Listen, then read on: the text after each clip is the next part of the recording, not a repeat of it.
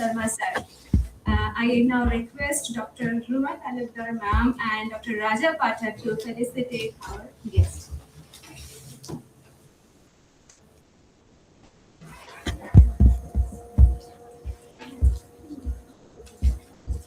Narani.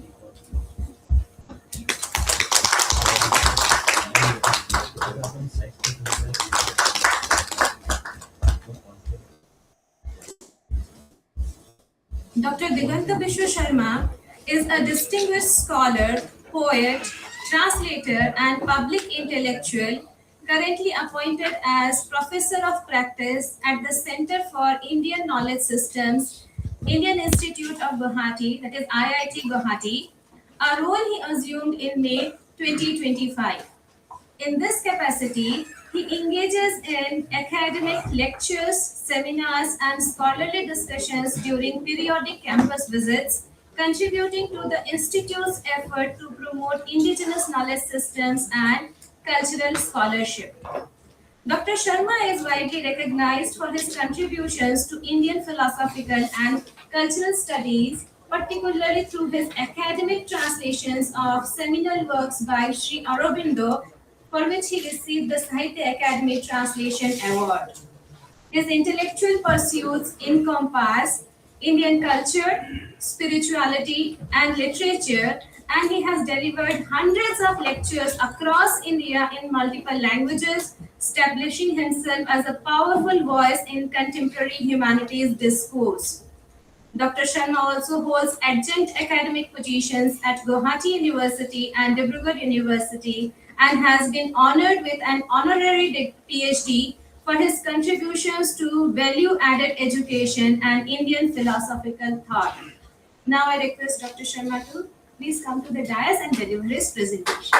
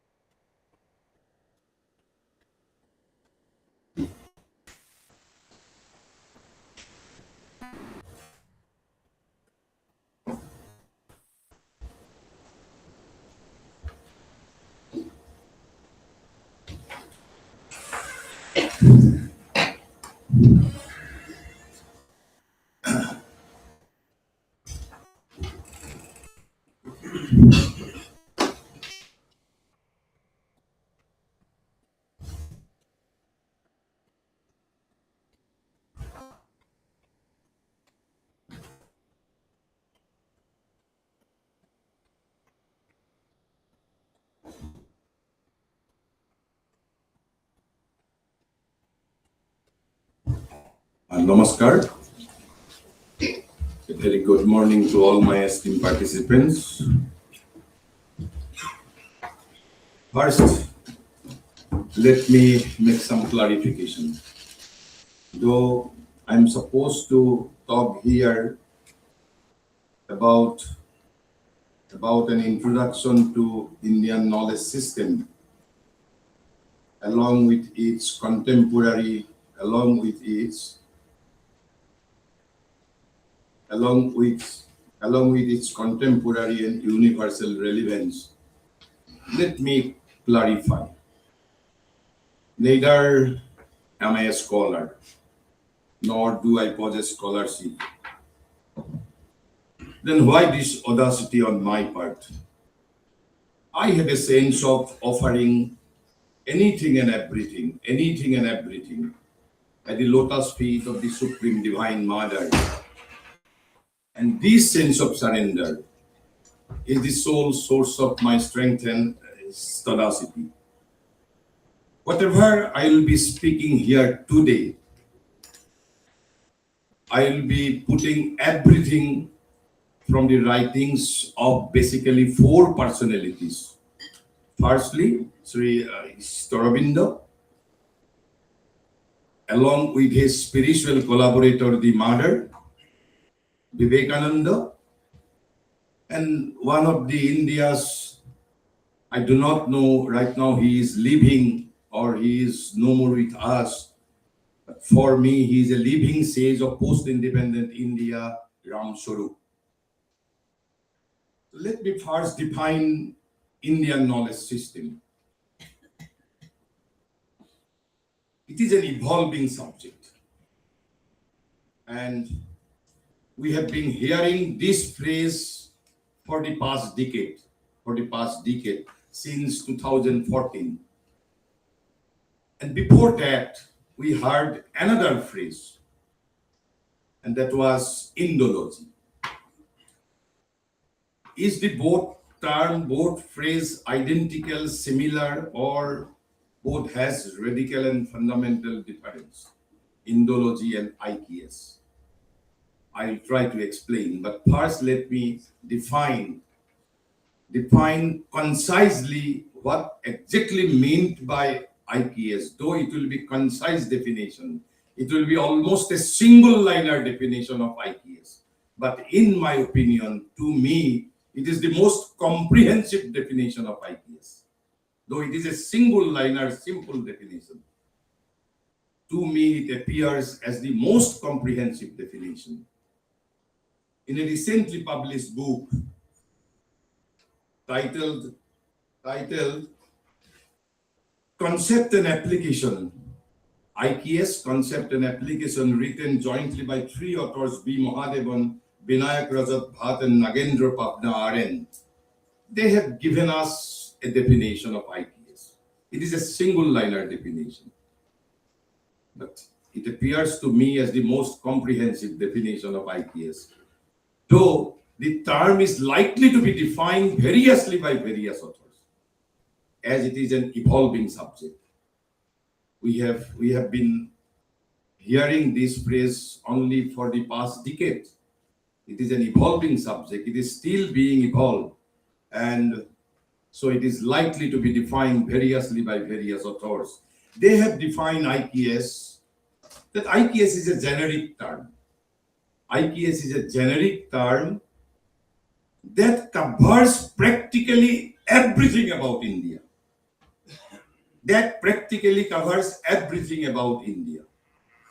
So everything about India falls under the category of Indian knowledge system.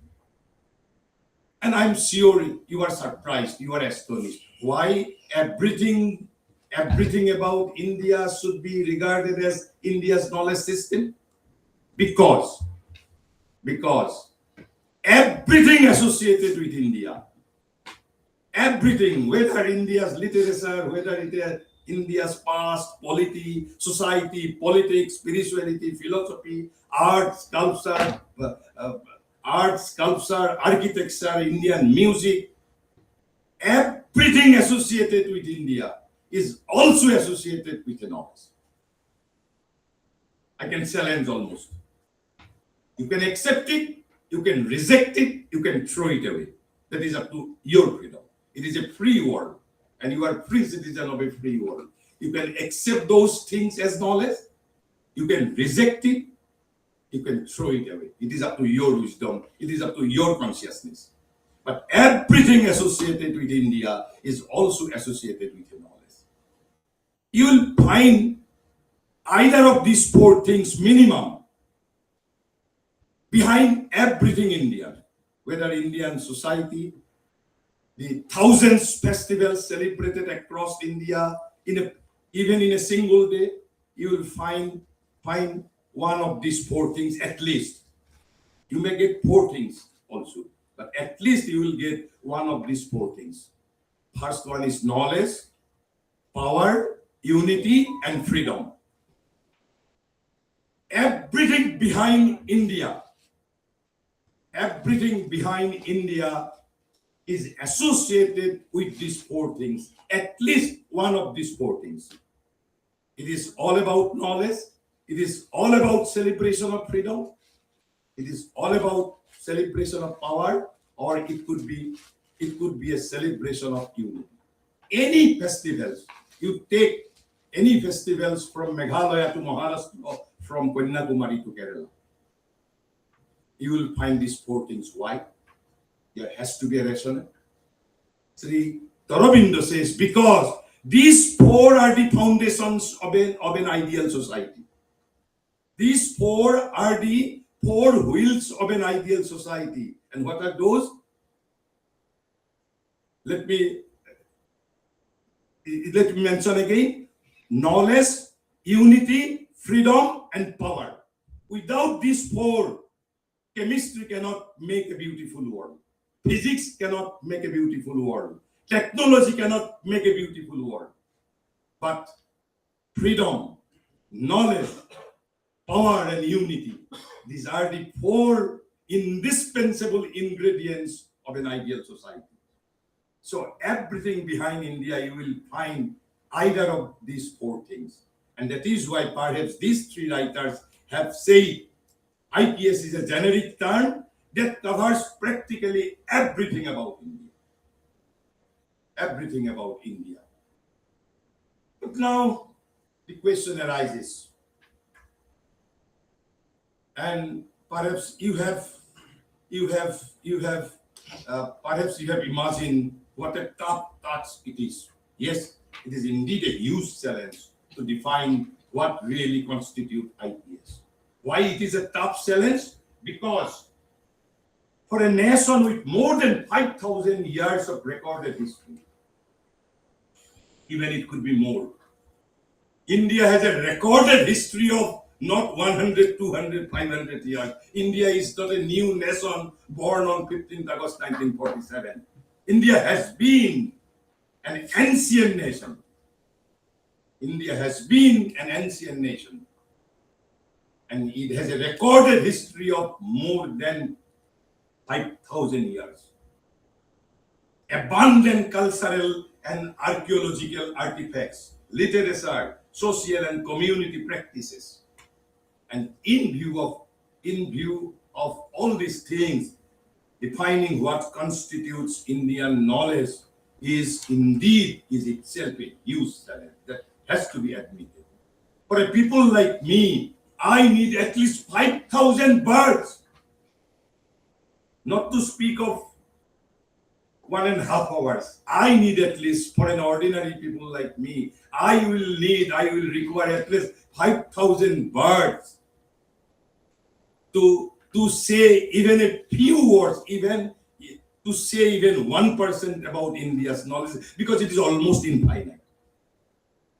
As the supreme reality is infinite, India's knowledge is almost infinite.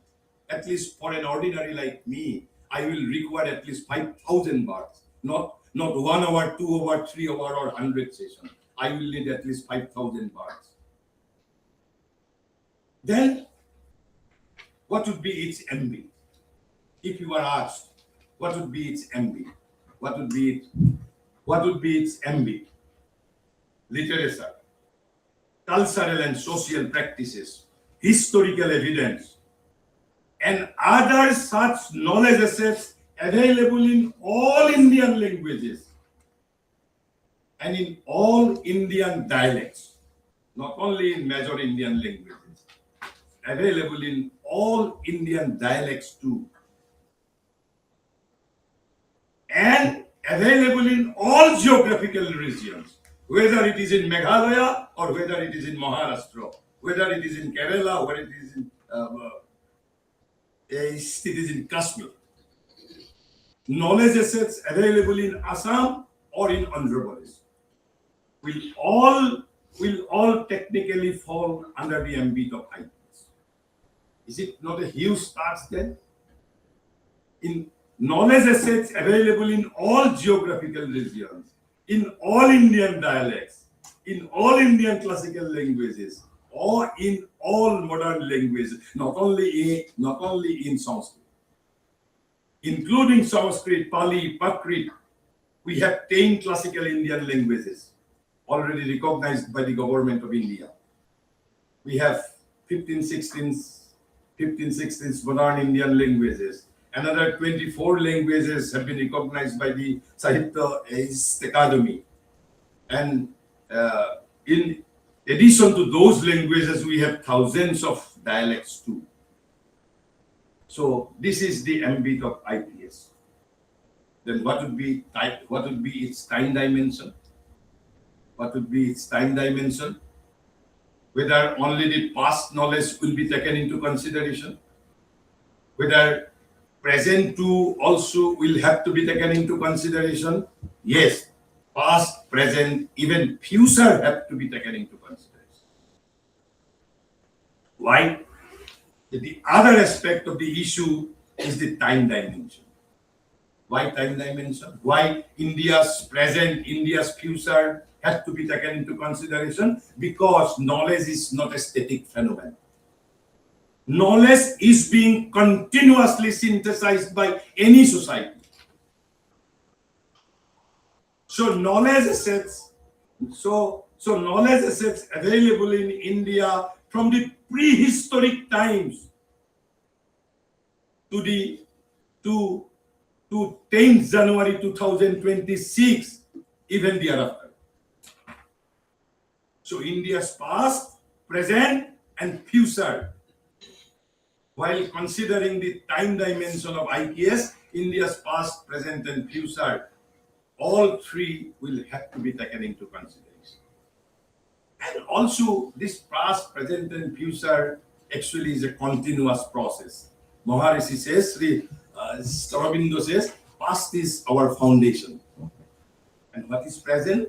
Present is our material. Future is our goal and so. So past, present, and future are not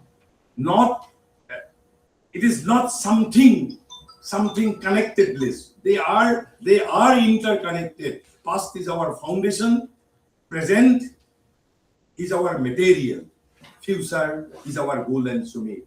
He says, we are children of the past, possessor of the present, but the creator of the future. And that is why past, present, and future will have to be taken into consideration while considering the time dimension of IPS. And so, Indian knowledge system, it has three words. System, you know what is called system. You can call India's knowledge tradition, India's knowledge system, whatever you like. But knowledge, though I am not going to explain today, knowledge, India has a profounder sense of the idea of knowledge, though I will not be explaining today. There is a knowledge in the ordinary sense of the phrase. India recognizes that ordinary sense, as well as India has a deeper sense of knowledge, profounder sense of knowledge. So one is called information, one is called knowledge, and one is called wisdom. That profounder sense of knowledge in India is actually called wisdom. Though I will not be explaining today all those things because I am to take up contemporary and universal relevance of IPS from our point of view. Then India. I will only give you a hint. What is India? Idea of India is also a vast thing, almost an infinite subjective conception, subjective idea. India is not a purely geographical idea, not even a cultural idea. It is a consciousness. India is a consciousness. India has a deeper value. But to put it in a very specific terms, if you want to know India, you have to know her three powers. Basically, fundamentally, if you want to know about India, because IPS is all about India, practically all about India. And if you want to know India, you have to know her three prolific powers. And what are those powers? At the top, the first power of India is whether you will accept it, you may reject it, you may throw it away. But spirituality is the master key of Indian mind. Spirituality is the master key of Indian mind. Without spirituality, India does not exist at all. Our nuclear arm, our economy cannot make India alive. Without Gita, without Upanishads, without Veda, India simply does not exist. Maharishi says, Sri Aurobindo says, spirituality is the master key of Indian mind. Master key of Indian mind. And what is the meaning of master key? You can unlock every lock of India with this one master key. If you have the knowledge of Indian spirituality, you will be able to enter into the hearts of Indian art also. You will be able to penetrate Indian architecture also. Anything about India, with this one master key, you can unlock every locks of Indian knowledge. This is the first power. But this is not the only power India has, India possesses. Second power is India. In the language of Maharishi, it is vitality. Vitality. Pran Shakti. Vitality means Pran Shakti. What is this vitality? Maharishi defines in his own characteristics language. When we look at the past of India, what strikes us is a stupendous vitality. It is not ordinary vitality, Pran Shakti, stupendous vitality. He says, her inexhaustible power of life and joy of life. Inexhaustible power of life and joy of life. It is one aspect of the definition. Definition of stupendous vitality, stupendous Pran Shakti. What does it mean? Pran Shakti means joy of life, inexhaustible power of life. And he has given us second aspect of the phrase, her almost unimaginably prolific creativeness. He has used two adjectives in a single sentence. Unimaginably prolific creativeness. But I am not going to explain that unimaginably prolific creativeness. And the third power is, who was mediating between these two powers? One is at the top, enlightening, guiding everything. The spirituality was at the top, and below it is the unimaginably prolific creativeness, joy of life, inexhaustible power of life. And mediating between these two, the powerful intellectuality, India's powerful intellectuality. And what type of intellectuality it was? Maharishi says, for the third power of the ancient Indian spirit was a strong intellectuality. Strong intellectuality. At once austere and rich, robust and minute, powerful and delicate, massive in principle and curious in detail. But I am not going to explain those things today.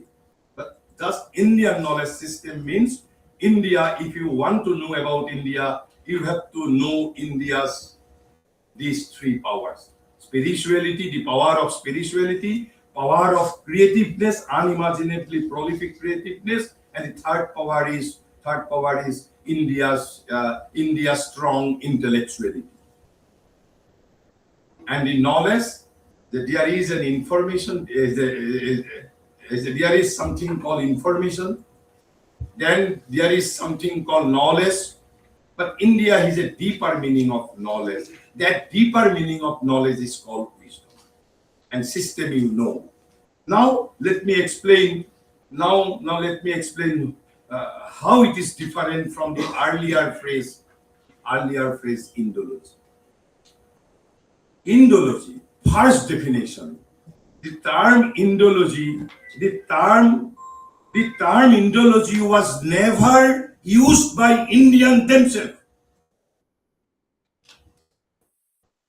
It was used by Westerners. It was coined by Westerners.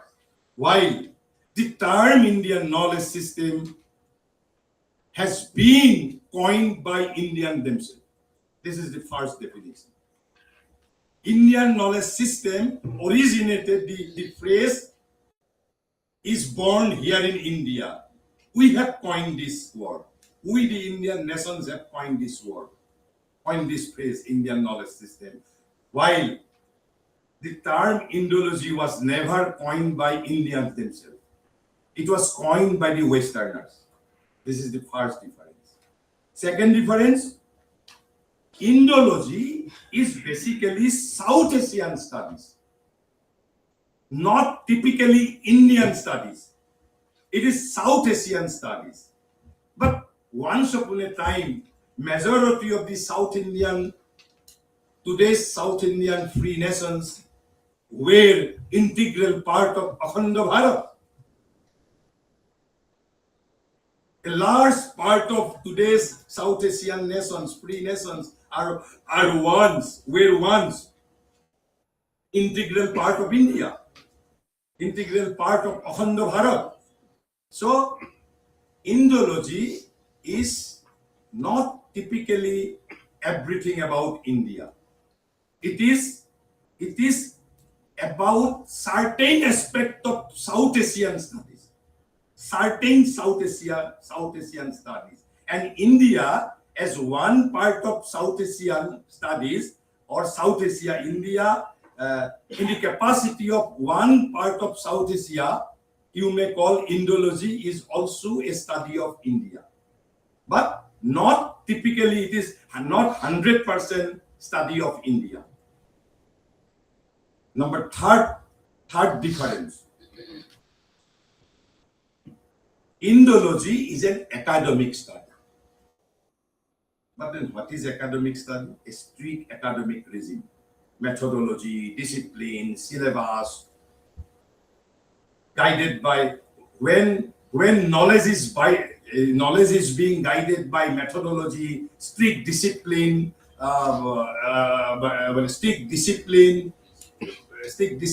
syllabus, seminars, etc., may not have any relation with the practice. But IKS is not strictly academic study. It is academic as well as practical study also. So, in universe, now UGC has admitted even practitioners like us into the academic domain because they want to make a synthesis now. So, India study of Indian knowledge system is not purely academic study. It may or it could include even non-academic study also. Anything, everything about India. And that is why university is now taking practitioners like us into the academic domain. So these are the fundamental difference. And now, Indology studies only 4 aspects of South Asia. Only 4 aspects. And what are those 4 aspects? History, culture, language, and literature. History, culture, language, literature. But Indian knowledge system includes practically everything about India. Everything means everything about India. And now there is another conception another conception to be clarified. The acronym IKS, whether it is Indian knowledge system or indigenous knowledge system, perhaps you too have come across. But IKS is Indian knowledge system. Mainstream Indian knowledge system. I am repeating, Indian knowledge system. But all traditional knowledge, all indigenous knowledge are integral part of Indian knowledge system. But that does not mean acronym IKS means Indian knowledge system, indigenous knowledge system. IKS means mainstream Indian knowledge system, Bharatiya Gyan Parampara. But indigenous knowledge system and traditional knowledge systems are integral and indivisible part of Indian knowledge system. So I think I think this is all about my introduction to IPS. So now let me move on to my next aspect. Next aspect, that is the universal and contemporary relevance of IPS.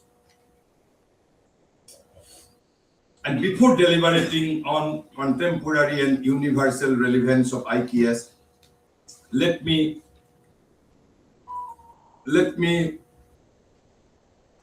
say a few things. Whatever I will be speaking here, you may accept it, you may reject it, you may throw it away. As I have already said you, I am not an academician, I am a practitioner. All these lectures I deliver are not part of my academic journey. They are part of my mission. They are part of my life mission. I am a missionary. I am not an academician. This is the first clarification. So you may accept whatever I will be saying here, you may reject it, you may throw it away.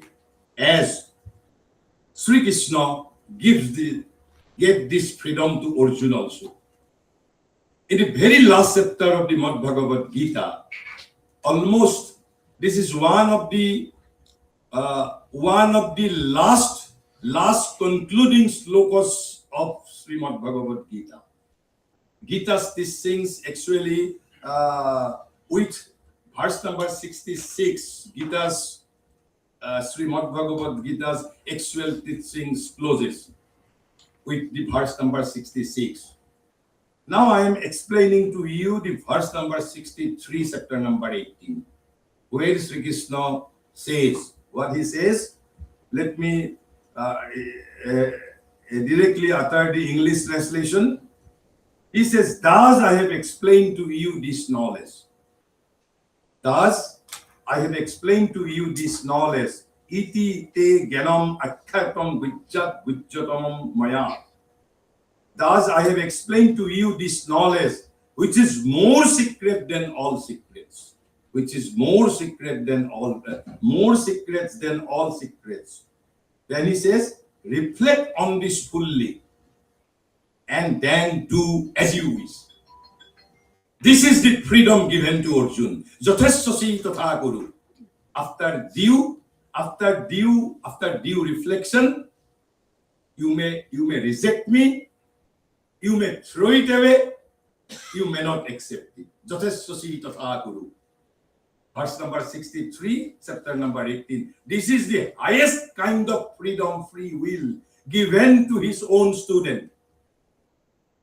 So accordingly, whatever I will be speaking here, you can accept it, you can reject it, you can throw it away. Because it is my purely own way of interpretation, but the language, but the contents are not mine. But I have articulated those writings as the contemporary and universal relevance of India. So first, Maharishi, even before taking up IPS as an academic program by University Grants Commission of India, Maharishi, 100 years ago, let me utter before you what he says 100 years ago. I think this is the contemporary and universal relevance. He gave us 100 years ago, before UGC introduced IPS on you. Rather, UGC has imposed IPS on you. Why I am using the word imposition? It is a specific, there is a specific purpose. UGC has almost imposed IPS on higher educational institutes. That is to say, imposed on educated Indians, not on uneducated Indians. It is a deliberate move. Because nation has come to know something about her elite sections. So Maharishi, 100 years ago, almost it is in perhaps 1918, 1921, within this period, Maharishi say the modern world is still mainly European. What is this modern world? 100 years ago, he said, modern world is still mainly European. It is not a modern world, but it is an European world. By modern world, first thing you have to consider whether you will accept it or not. It is up to you. He says modern world is still mainly European. A world dominated by the European mind and Western civilization. Then he says, we claim to set right this undue preponderance. Preponderance means almost importance. We claim to set right this undue preponderance. Is it not the contemporary relevance?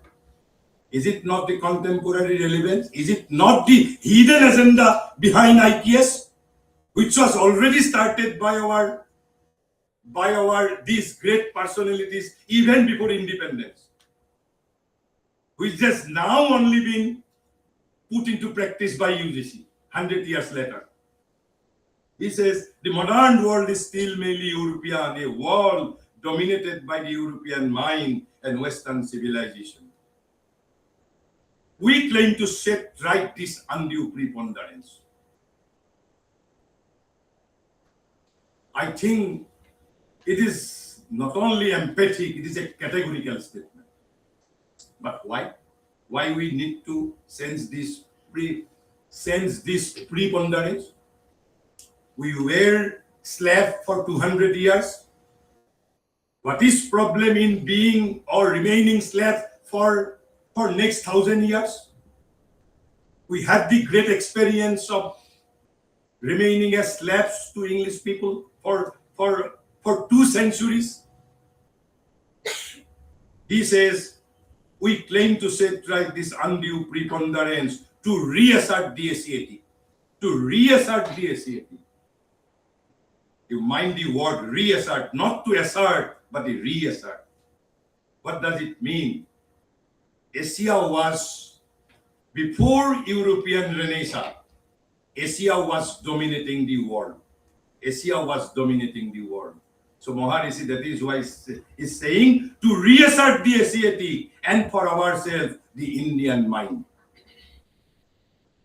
And to preserve and develop the great values of ACAT and of Indian civilization. So this is the first contemporary relevance. We want to preserve our own great values. Is it a crime? No. We will try to preserve. And we will set right European preponderance. It is categorical statement. Let world know. We are here by imposing IKS. We are trying to set right European preponderance. I am categorically making this statement. And why? Because India wants to preserve her great values, not only of Asiatic, but of her own Indian civilization. So this is the first relevance. Then second, Maharishi in the same book, the book which I translated into Assamese and fortunately got Sahitya Academy Translation Award, the title Foundations of Indian Culture. Now it is called Renaissance India and Other Essays on Indian Culture. The second relevance, he says, the European conception of life. In that very book, he writes, the European conception of life is a thing with which we in India are now very familiar. The life we lead is not an Indian life right now. The very life, though we are residing here in India, the life we lead is totally European life. You may accept it, you may reject it, you may throw it away. He says the European conception of life is a thing with which we in India are now very familiar. Very familiar. Because our present thought and effort are obscured with its shadow. It is obscured with its shadow. When they are not filled with its presence, there may not be their formal presence, but it is filled with, or it is obscured with their shadows. Why? Then he says, for we have been trying hard to assimilate something of it. This process is not finished, though he wrote these things 100 years ago. Now this process has become dominant, and that is why UGC has imposed IPS on elite Indians. Because the life our uneducated people, the life which our uneducated Indians live is not led by European ideas. It is the life of elite which is dominated by the European conception of life. Why? Because we have to admit, we were slaves for 2 centuries, not for 1 year, 2 year, 3 years. We were slaves.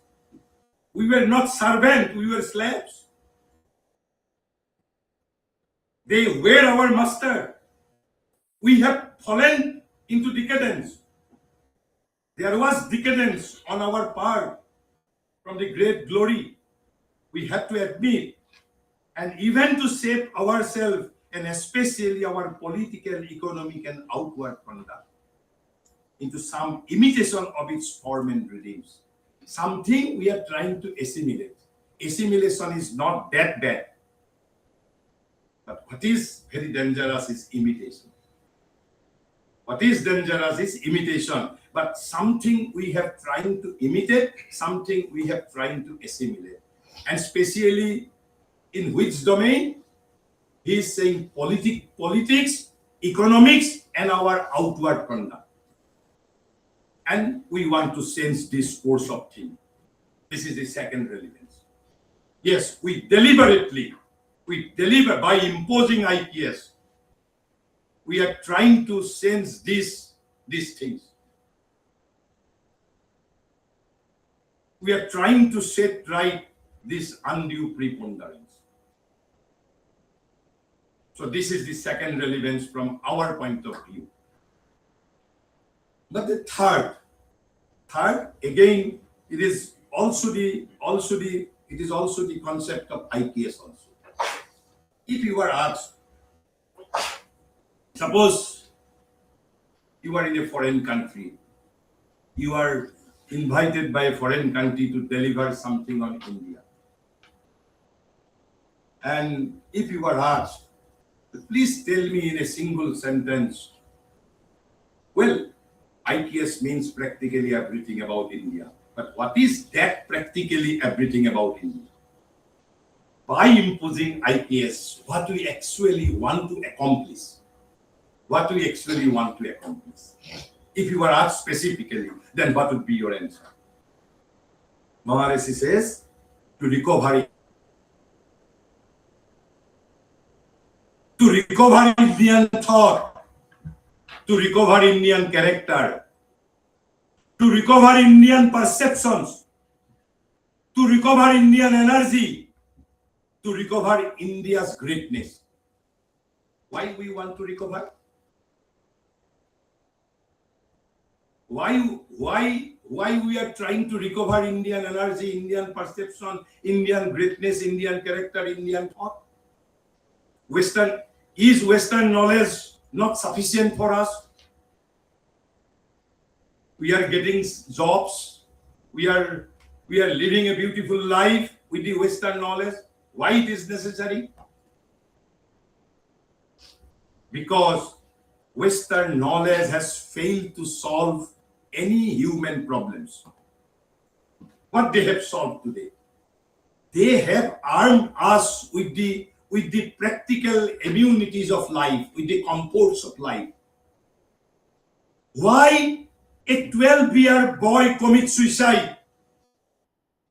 Even widow of 90 years age committed suicide here in Guwahati, I think just 1 year ago.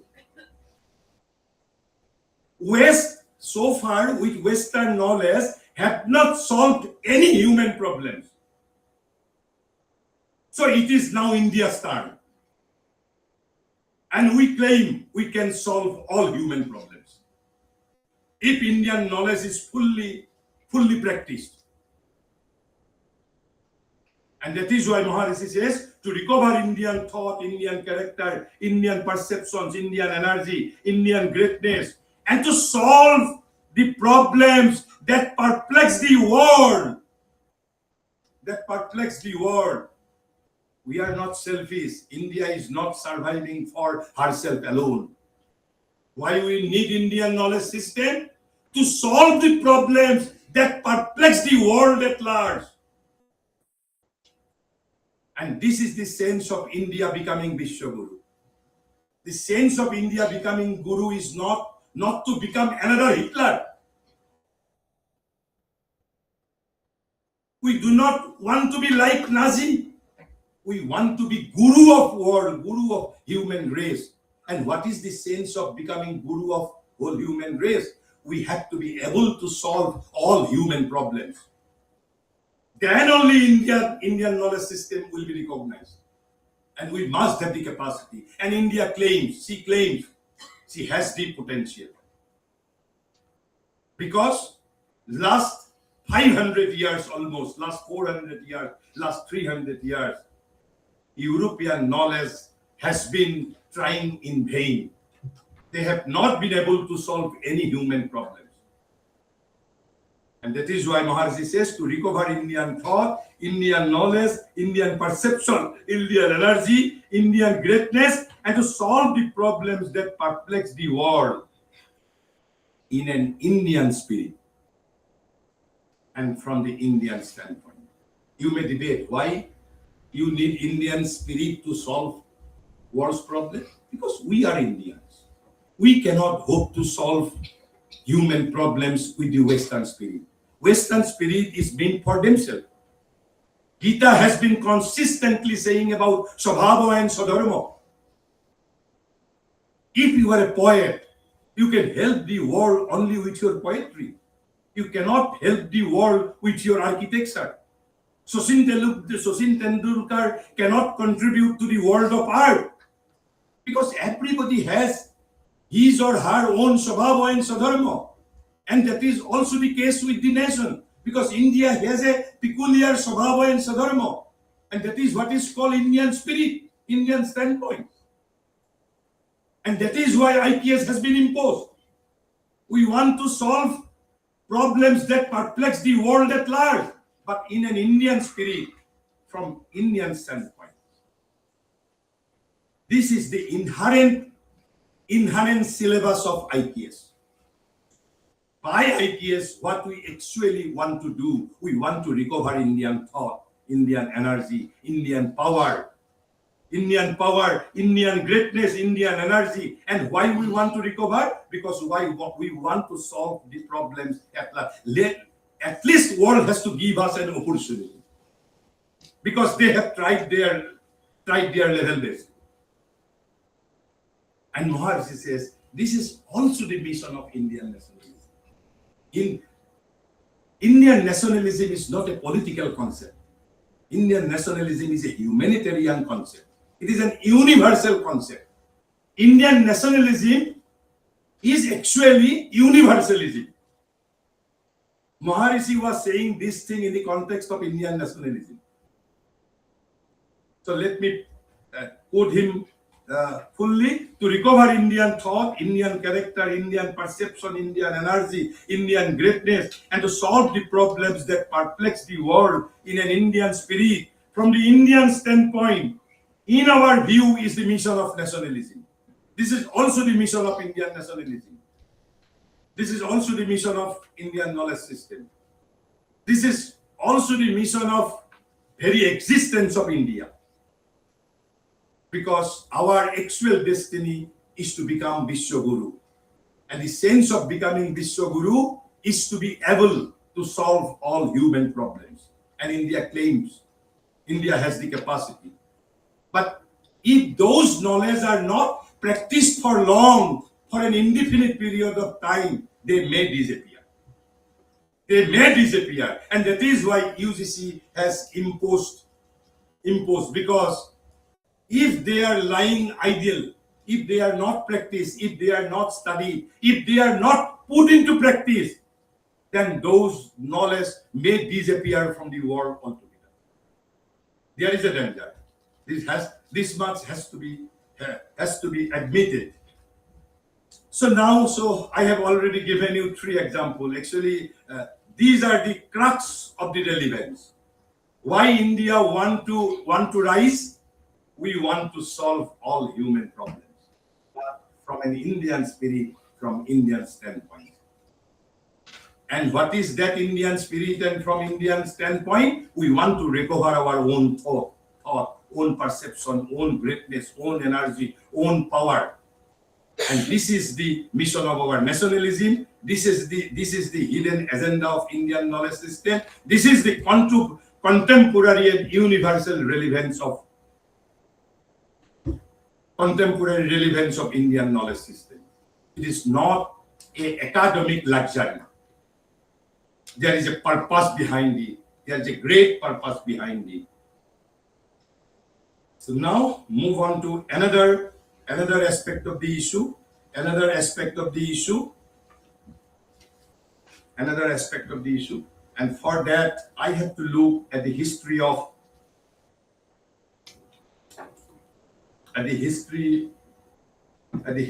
India, at least from 7th century. At least from 7th century. You can check it. If I tell lie, you can check it on Google even. So India fought valiantly against Islamic invaders for more than 500 years since 712. It is a fact of history, because we are attacked by Islamic invaders. Rather, we were a constant attack by Islamic forces since 712 AD. It is a historical fact.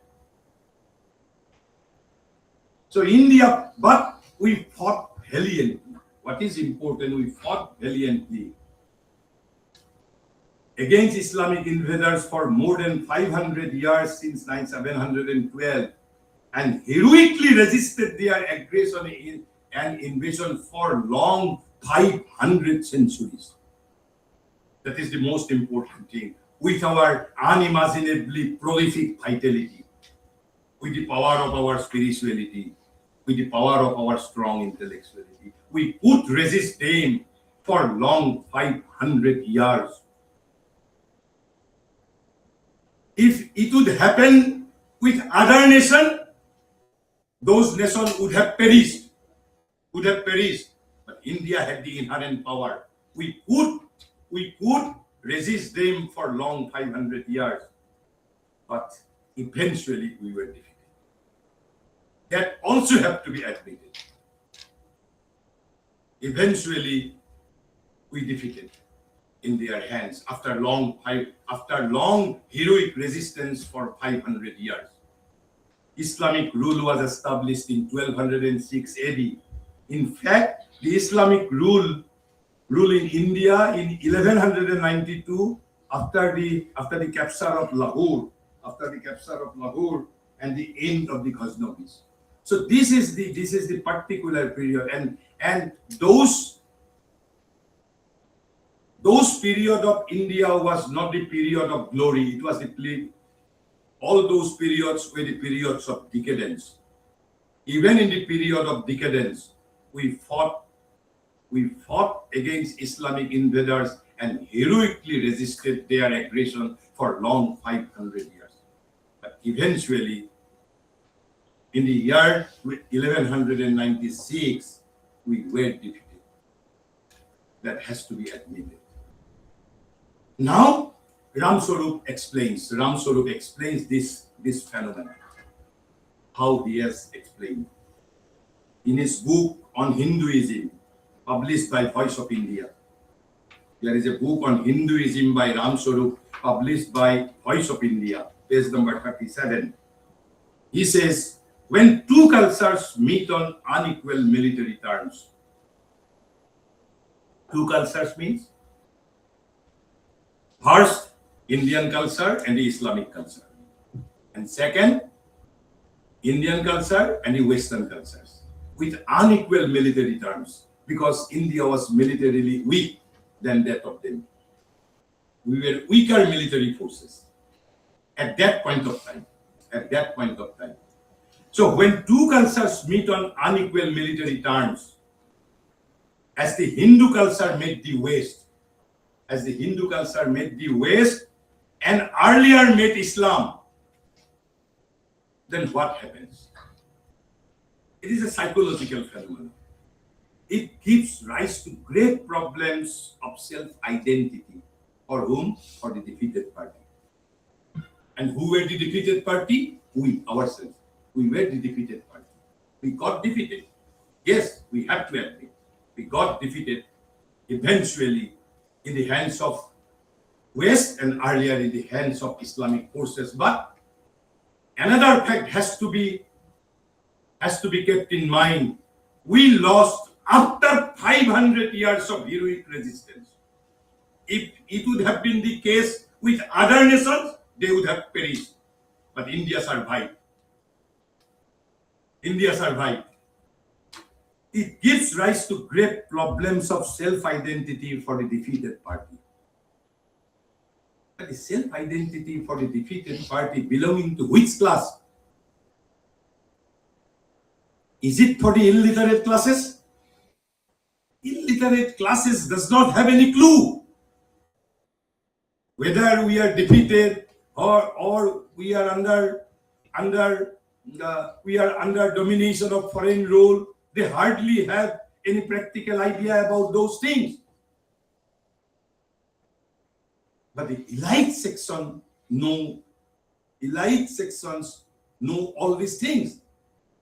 So when Ram Swarup says it gives rise to great problems of self-identity for the Indian elites, Indian educated sections, highly educated sections. And what happened there? Then he says, when India finally realized that she had lost in the military and diplomatic contest, because we were lost militarily to the Islamic forces and we lost in the diplomatic context in the hands of West. When India finally realized that she had lost in the military and diplomatic contest and the British were supreme, who had the clue that British were supreme? It is not the illiterate section, it is the elite section had the clue that British were supreme, British were superior than that of them. So she was overwhelmed. She means her elite sections were overwhelmed and filled with a deep sense of inferiority.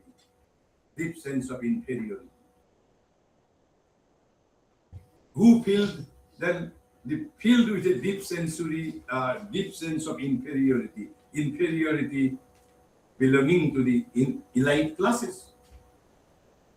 And then he further explains, under such circumstances, as it usually happens, other non-military forces came into play.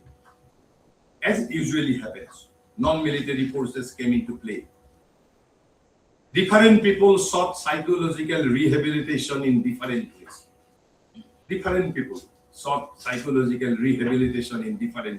Because ultimately we got defeated. British were supreme. We were overwhelmed and we were filled with a deep sense of inferiority. Some retired into their cell. Some retired into their cell and became apathetic. Let happens what happens. What is happening? Let it happen. So some retired into their cell and became apathetic. A majority made the situation. A majority belonging to the elite class made the situation by self-repudiation. Repudiation means by self-rejection. Self-repudiation and wholesale imitation, not retail imitation, wholesale imitation. Even at that point of time, there was a movement called Young India was going on in Calcutta. And what was the crux of that movement? They wanted to become fully European. As a declared mission, Young India movement, you can search on Google, Young India movement. And that is what Ramswarup is writing here. A majority made the situation by self-repudiation and wholesale imitation. And what they did, they disowned their nationhood. They disowned their nationhood and their culture and adopted the ways and attitudes of the victors whom they regarded as their superiors. It was happening with the elite educated sections of India. They set their self-respect through self-alienation. So the hidden agenda of imposing Indian knowledge system is to reconnect India's educated section with the root of Indian culture. Nation is convinced that a large section of our educated citizens, educated children have already been alienated from whatever, from anything Indian. Anything Indian. Yes, this is, at least for practitioners like us, this is our hidden agenda to reconnect India's educated section, highly educated sections with the roots of Indian culture, with the roots of everything Indian. That is the hidden agenda of imposing Indian knowledge system by the nation on the higher educational institutes. Because nation is convinced. And Ramswarup explains, this self-alienation was an important component of the intellectual ferment. Intellectual ferment means intellectual movement, you may call it. Intellectual ferment that followed the British conquest of India. It was very pervasive. It was very pervasive and attacked all strata of society. But he writes that particularly the intellectual elites, Actually, uneducated Indians were victims. There is a verse in Gita. It's a very important verse. If you have, you must have the Gita in your home. Verse number 21, chapter number 3. Sri Krishna asks Arjuna, don't leave action. Don't leave action. Why? Because you are a superior man. You are higher than the average man. You are always followed by the average man. If you leave action, average man will too leave action. World will become ideal. And that is why it is almost an obligation on your part to continue with action. And giving his own example, Sri Krishna says, I have no purpose, nothing to gain from this world. Still, I work 24 hours without sleep, because otherwise I will be followed by others.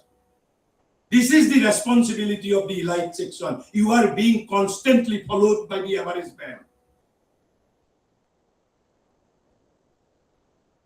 And then he says, even people who eventually came to fight the British politically, great men, they have come forward to fight the British politically, but surrendered to them culturally. Not to speak of illiterate people or the average people, even for the leaders who honestly with patriotism came to fight the British politically, surrendered to them culturally. Then Ramswarup says, this surrender gave rise to what may be called the politics of self-alienation and it fed by many sources. This article was published in the year 1984, so it is a relevant piece of document. It was originally published in the Indian Express in the year 1984. I was going through this piece of write-up when I was a student of class 12. So this surrender gave rise to what may be called the politics of self-alienation, and fed by many sources, it becomes increasingly more powerful. Today, it seems to dominate. This cultural self-alienation among intellectual elites dominates the whole Indian scenario. Perhaps I need not to explain why IPS is being deliberately imposed on educated Indians by the government of India or by the University Grants Commission. We want to sense the course of this politics of self-alienation. But then Maharishi, in his original book, published 100 years ago, he used even a very more dangerous word, more hard word. Ramswarup was using the word India was overwhelmed. Maharishi used another word. He was used, why are a certain class of Indians still hypnotized? Ramswarup's word was rather a polite word, overwhelmed. Maharishi was using the word in his Foundations of Indian Culture, why are a certain class of Indians still hypnotized in all fields by European culture? He asked himself, and why are we still hypnotized by it in the field of politics? In our democratic polity, there is nothing Indian. Till today, till 10 January 2026. I can declare with responsibility, in our parliamentary form of democracy, there is nothing Indian. As Maharishi was saying 100 years, but it was inevitable. We had to go through European parliamentary form of democracy. It was not Indian form of democracy. India had a different kind of form of democracy, which today I am not going to discuss. So Maharishi says, why are a certain class of Indians still hypnotized in all fields by European culture, and why are we still hypnotized by it in the field of politics? Hypnotized. You are using the word hypnotized. We are still hypnotized by the glamour of European culture. So is it not incumbent on us to change this course of action? But what would be the answer? Why you are, or why I am still hypnotized by the European culture? Because, and why I am referring to you, India's three great powers. When we were defeated, that was not the period of our glory. It was the period of our decadence. The three powers about which I spoke at the outset of my lecture, there was no unimaginably prolific creativeness at that time.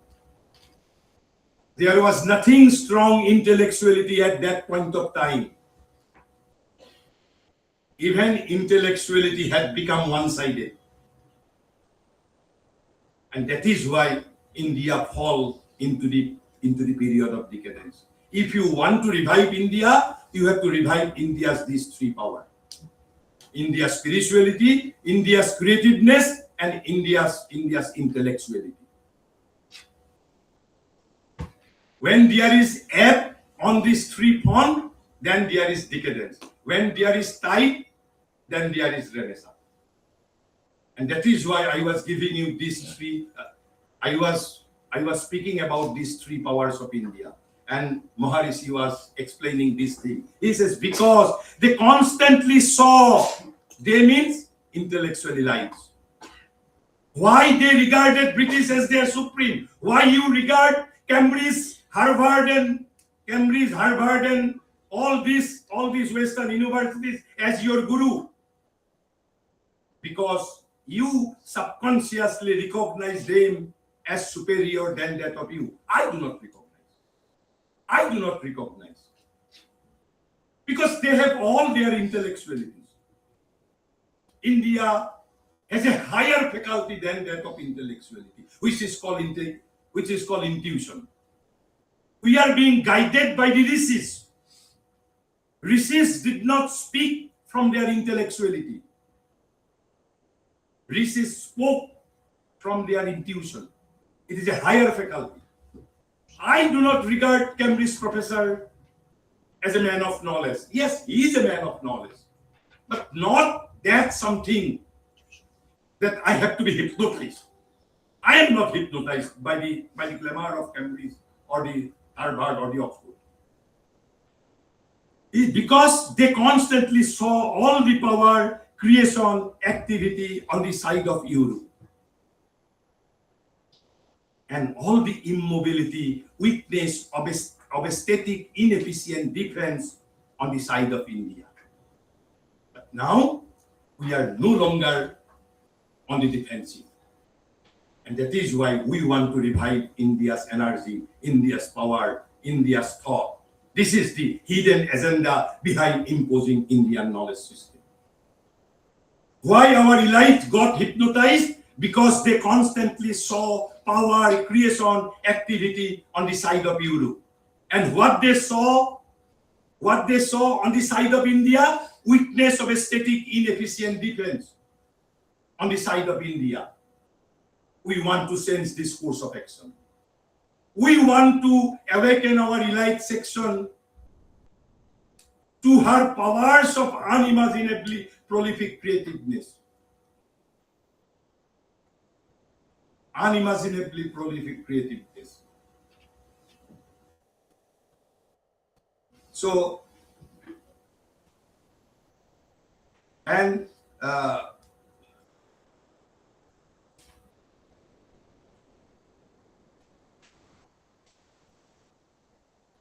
last, let me conclude. Let me come to the conclusion. Then why we then what is the inherent meaning of, or what is the contemporary and universal relevance of IKS? Maharishi, in the last paragraph, last page of his magnum opus on Indian culture, Foundations of Indian Culture, writes a beautiful sentence. And in single sentence, you can grasp the idea of contemporary and universal relevance simultaneously. Contemporary and universal relevance of Indian knowledge simultaneously. In the last paragraph of his magnum opus, what he says, India of the ages is not dead. He writes, India of the ages is not dead, nor has he spoken her last creative word. With the Vedas, with the Upanishads, with the Gitas, with the Gita, with the Puranas, with the Brahma Sutra, we did not say our last word. We have yet to reveal many more things. And that is why India of the ages is not dead. You have to be reawakened to this fact. India of the ages is not dead, nor has she spoken her last creative word. Then why he still lives? Maharishi says, she lives and has still something to do for herself. India has still something to do for herself and for the human peoples. This is the first sentence, but there is a second sentence. The second sentence imposes responsibility on you. This is a fact of truth, that India India of the ages is not dead, nor has she spoken her last creative word. She lives and has still something to do for herself and for the human people. And then he says, and that which must sit now to awake, who are to awake now, he says, is not an Anglicized Oriental people, Westernized Oriental people, Anglicized Oriental people, docile pupil of the West, docile pupil of the West, and doomed to repeat the cycle of the Occident success and failure. Nowadays, our intellectual elites are more concerned about what is happening in America. They are least bothered about what is happening in India. Is not it? What would be the foreign policy of USA? We are more concerned, as if our future is dependent on them, because we are not aware of our Indian energy, Indian perception, Indian values, Indian power, Indian greatness, Indian creativity, Indian intellectuality. We are not aware of, because we are hypnotized. We are hypnotized by the glamour of Western culture, and so that is why Maharishi wanted to change the course of action even 100 years ago. And that which must seek now to awake is not an Anglicized Oriental people, docile pupil of the West, and doomed to repeat the cycle of the Occident's success and failure.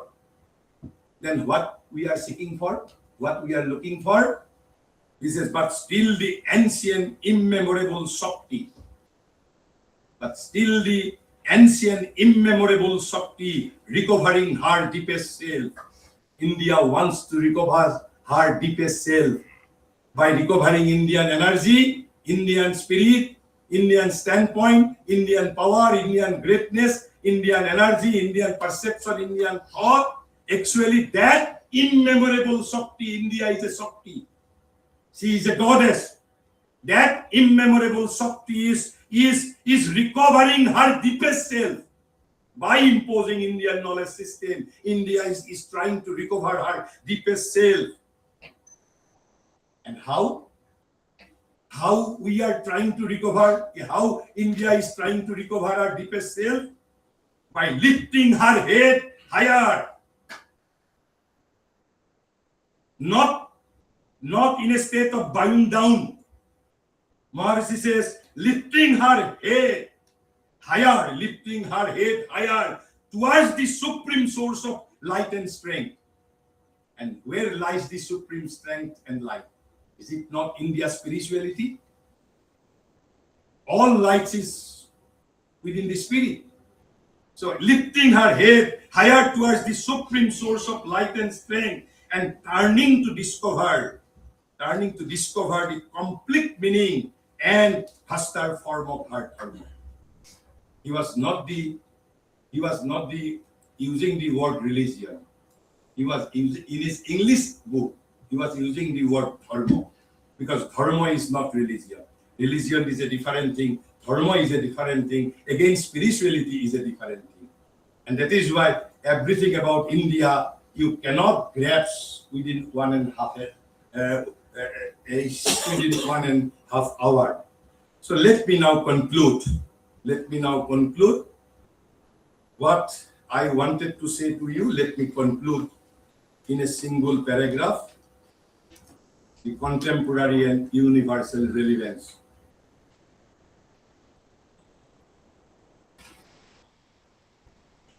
So, we want to impose Indian knowledge system.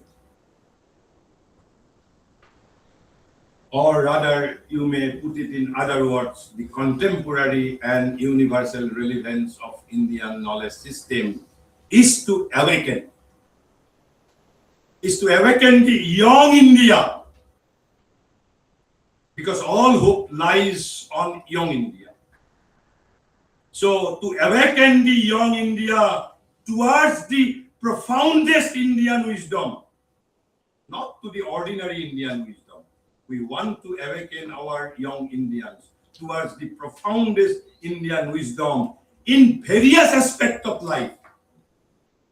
India has touched every aspect of life. Even India has this scripture how to maintain horse. India has left no area. India has left no area or no area belonging to life. In every aspect of life, there is a scripture.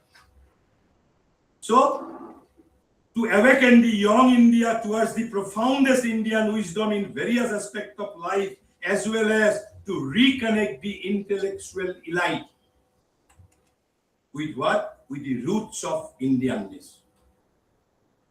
This is our contemporary relevance from our point of view. From our point of view, as India of the ages is not dead, she has still something to do for herself and for the human peoples. So second aspect, but how? By removing from their consciousness. This is the modus operandi. By removing from their consciousness the hypnotism of European culture.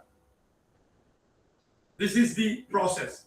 By removing the hypnotism of European culture, by removing the overwhelmingness with the victors, by removing the inferiority, the apathy towards their own culture and civilization, by removing the habit of self-repudiation and the wholesale imitation to save self-respect. But how? By eradicating the root causes of India's downfall. We have to eradicate. By eradicating the root causes of India's downfall, reawakening the educated Indian with her profound knowledge in all fields of life. But for why? But for why? What is, how, and why? For the triumph of Indian nationalism. But what is the triumph of Indian nationalism? To solve all problems that perplex the world at large from Indian standpoint, but by an Indian spirit. For the triumph of Indian nationalism, for reasserting Indian values and spirit, for our own very survival, and for solving the problems that have been perplexing the world at large. This is what I wanted to say. And with this, let me allow to conclude here. If you want to interact, I can interact a few things, but I'm not sure whether I will be able to answer all your queries, but still I will try my level best. Thank you and Oscar to all.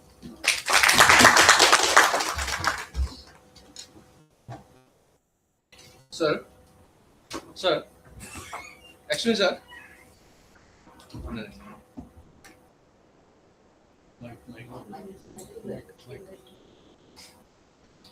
Do you want microphone?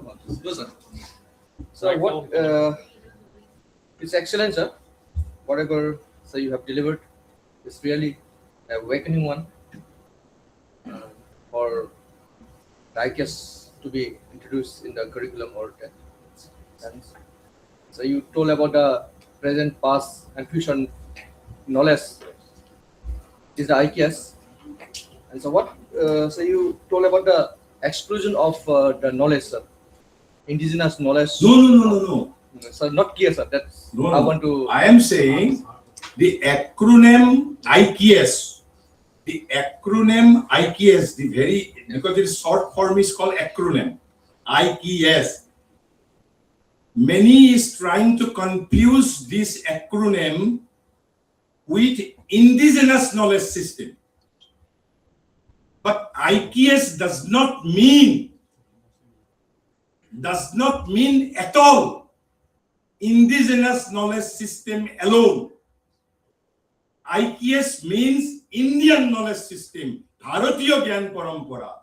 But all indigenous knowledge system, all indigenous knowledge, all traditional knowledge across India are integral and inseparable part of Indian knowledge system. Are you now clear? Yes, sir. Thank you, sir. Sir, are system and parampara same? System and parampara. Please sit down. parampara is a very comprehensive thing.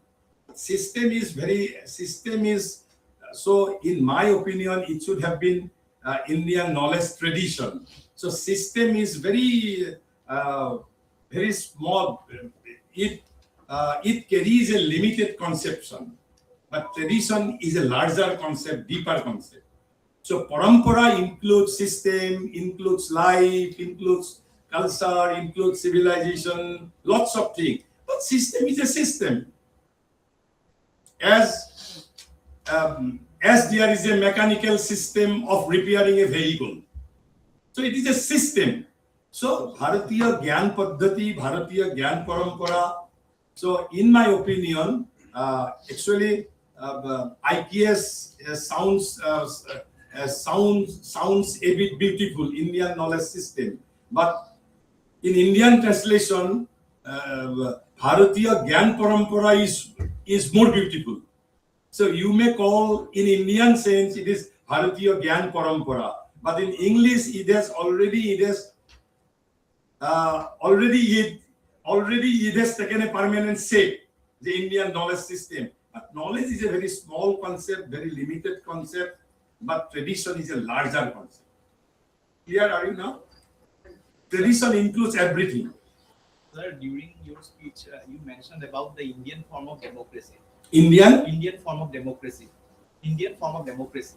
But you have not elaborated. So it is not possible because it is altogether a separate session. It would be, but I can help you. You please go through. There are 4 chapters in his essays. Maharishi's Renaissance in India and other essays on Indian culture. You will have 4 chapters, large chapters, extending up to almost 80 pages, 4 chapters on Indian polity. In those 4 chapters, he discussed all those things vividly, extensively. And if you are still not satisfied, I can refer you to another book on the basis of which Maharishi wrote. Maharishi has taken some data from that original book. It was published almost in 18th century. Now it is being reprinted by I think Banarasi Das Gupta. You can search on Google a book on Hindu polity by Joysual. Yes, in that book, Maharishi usually does not refer to any book, but in his this very book, he has referred to this book, the book written by Joysual on Hindu polity.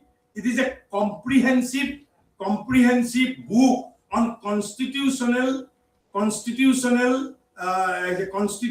history of Hindu polity. It's a very large book. A large book written by Joysual. And before that, you can go through that 4 chapters on Indian polity by Sri Storabin.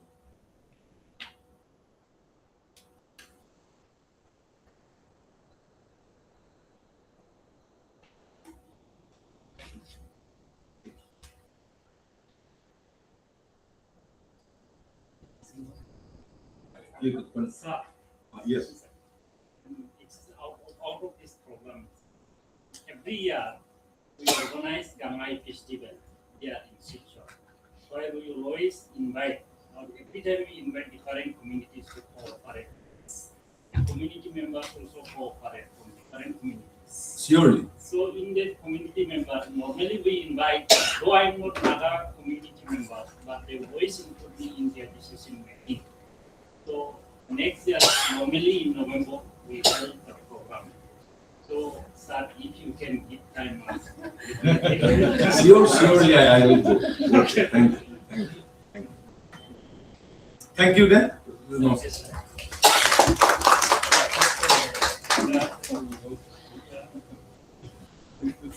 Thank you so much, sir, for your enlightening talk on Indian knowledge system and its various aspects. Now we go for our tea break, and after this we have our valedictory session. Tea is being served outside. Thank you.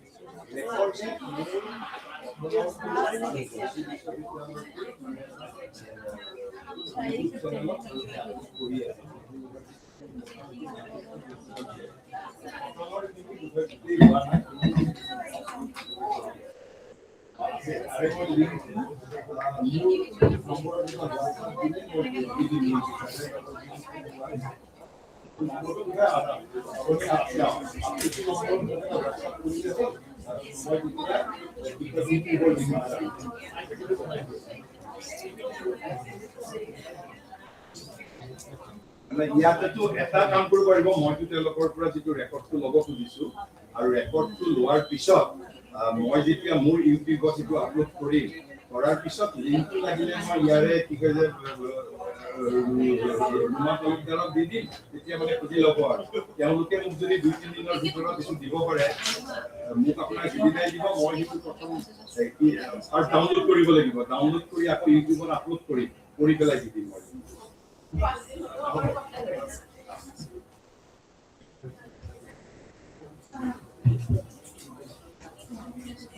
Details में काम करूंगा मेरा एक मैं दे दूंगा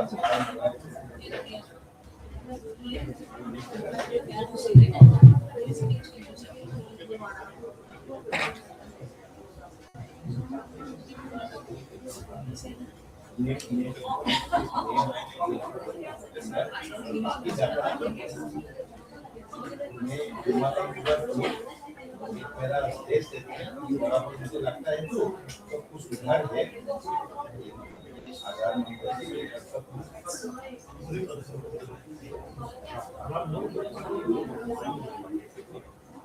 ये भी